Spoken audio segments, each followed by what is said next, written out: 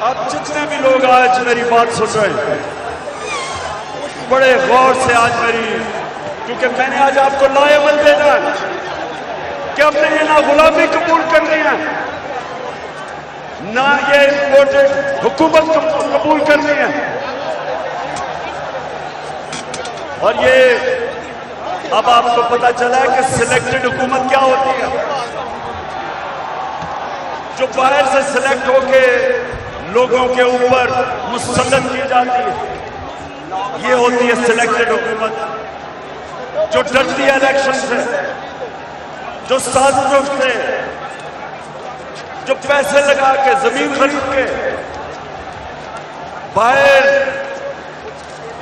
जो साम्राज्य उनकी जूते से पॉलिश करके जो आज ऊपर हमारे मुल्क पे मसलत की गई है। तो मैं आज आपको लाएमल दूंगा कि मैं किसी सूरत इस हुकूमत को कबूल नहीं करूंगा। मैं गुलामों को और पाकिस्तान के करप्ट तरीन लोगों को मैं कभी कबूल नहीं करूंगा। और मैं अभी आपको लाएमल देता हूं, लेकिन उससे पहले ये साजिश क्यों हुई? मेरे लाहौर के लोगों, जरा थोड़ा सा सब्र से सुने, ये साजिश हुई क्यों? मैं जब से वजीर आजम बना, मेरी सबसे बड़ी कोशिश ये थी कि हमारी आजाद फॉरेन पॉलिसी बने। आजाद फॉरेन पॉलिसी का मतलब ये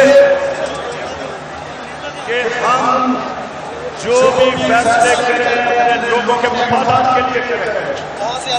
मैं अपने लोगों को किसी बैरूनी मुल्क की उनके मफादात के लिए कुर्बान ना करूं।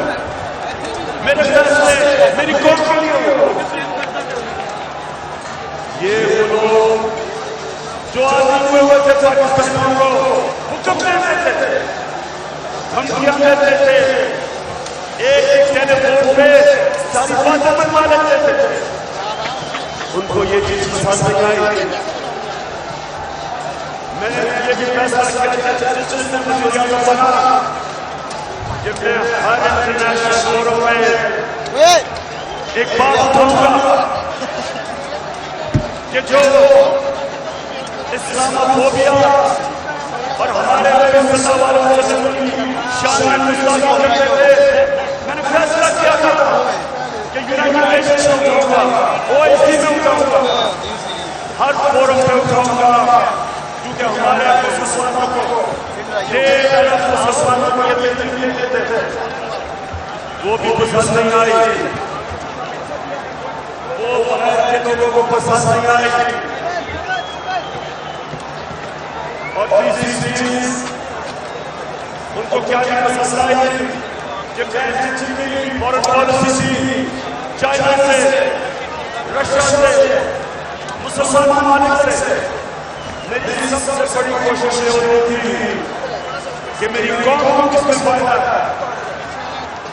मैंने कभी भी किसी से प्रेशर नहीं और ना लगा, हुक्म किया कि रूस क्यों चले गए। हुक्म आया बाहर से कि आप रूस क्यों गए। मैं रूस इसलिए गया, एक पाकिस्तान में गैस खत्म हो रही है, हमने उसे गैस का कॉन्ट्रैक्ट करना था, लेकिन दो और चीजें, रूस हमें तेल 30% कम कीमत पे दे रहा था,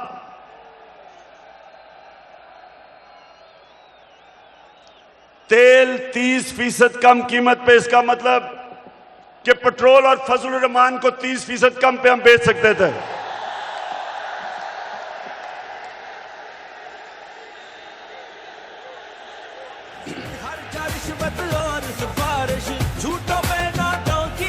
इसके अलावा हमें 20 लाख टन गंदम इंपोर्ट करनी थी रूस से, वो भी हमें 30% कम कीमत पे दे रहे थे।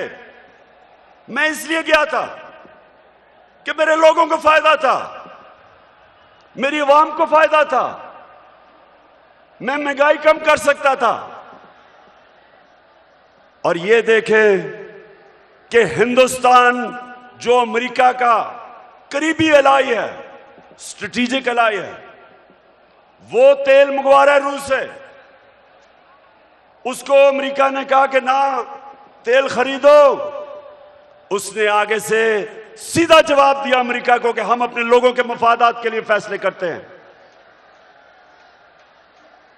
यानी कि हिंदुस्तान की फॉरेन पॉलिसी उनके लोगों के मफादात के लिए, और हमारी फॉरेन पॉलिसी किसी और कौम की मफादात के लिए।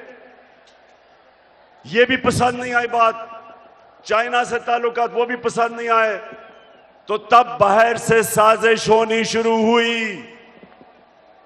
लेकिन ये याद रखें कि साजिश कभी मुकम्मल नहीं हो सकती जब तक अंदर मुल्क के मीर जाफर और मीर सादिक ना बैठे हों। मीर जाफर वो गद्दार था जिसने अंग्रेजों के साथ मिलकर मुसलमानों की हुकूमत, सिराजुद्दौला की हुकूमत गिराई जाती मफादात के लिए। और मीर सादिक वो था निजाम हैदराबाद के साथ मिलके, अंग्रेजों के साथ मिलके टीपू सुल्तान को इन्होंने हरवाया। यहां भी मीर सादिक और मीर जाफर बैठे हुए थे जिन्होंने बाहर की साजिश में पूरा हिस्सा लिया।